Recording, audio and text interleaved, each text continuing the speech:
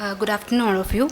My topic is a cross-sectional study on the prevalence of ocular surface risk factors in microbial keratitis. As we all know, the corneal ulcer is the second most common cause of blindness. About 1.5 million cases of corneal blindness is being reported annually, of which 9% of the cases are from India.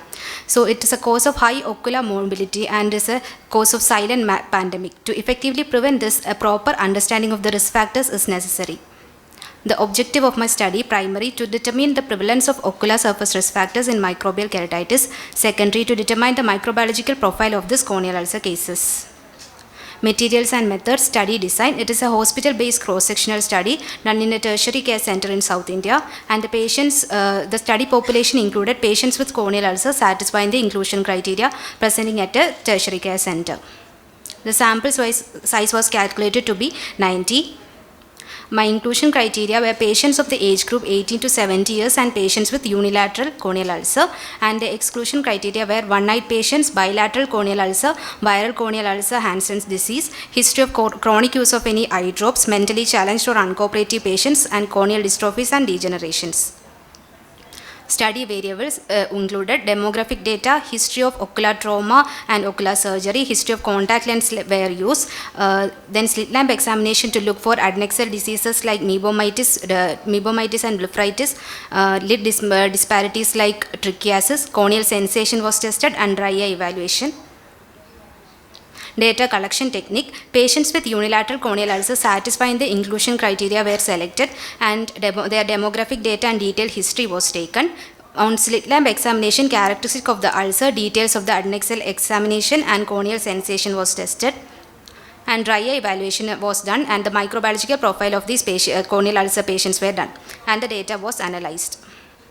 The results were, most common age group was 61 to 70 year of age, and the male 64% of them belonged to were males, and the occupation was 45% of them were agricultural workers and 65% rural population. History of trauma was present in about 68% of the patients, and most common was vegetative matter, 40%. History of contact lens wear use was found in 8.9%, and decreased corneal sensation was found in 40% of the patients. Type of surgery, corneal surgery was present in 3.3% of the patients, and dry eye evaluation found out to be dry eye was present in 28% of the patients. In the adnexal and lid disorders, meibomitis was found in 26.7%, which was maximum, followed by blepharitis 4%, and in the lid disorders, trichiasis was maximum 4%, and lag of ophthalmos 3.3%.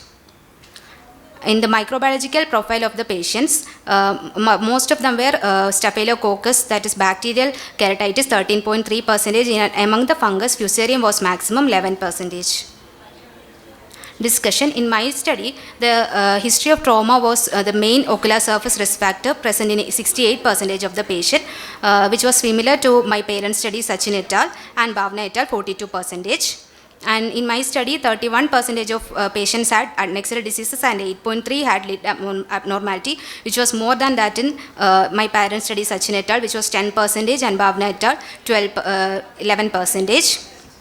And dry eye was present in 28% of the patients, which was also similar to the study by Bhavna et al. Decreased corneal sensation was found in 40% of the patient.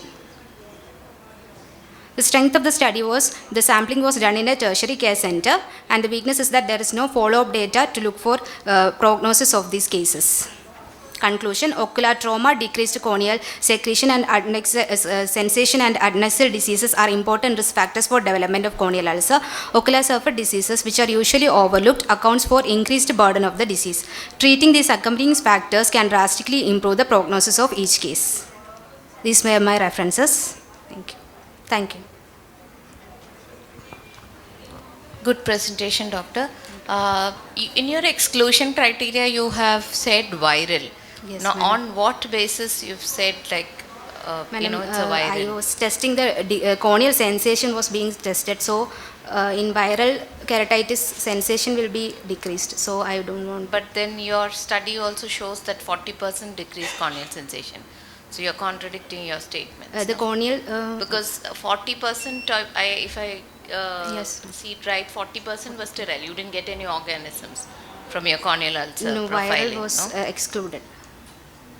Okay. So what ma'am is trying to say is you excluded viral, you excluded Hansen's. Then how do you account for 40% of the patients having decreased corneal sensation? What do you think was happening there? Because the main causes you have ruled out and you've excluded from your study. So we don't have any viral ulcer patients in your study group. So what accounts for this 40% decreased sensation? Because of maybe comorbidities, diabetes, or And the next question is that did you find any association between any, you said mebobinitis and other things were there, mebonitis. and the organisms that were found in those patients, were they organisms that is found in the normal Normal. Most of them were conjunctival flora? Was there? staphylococcus.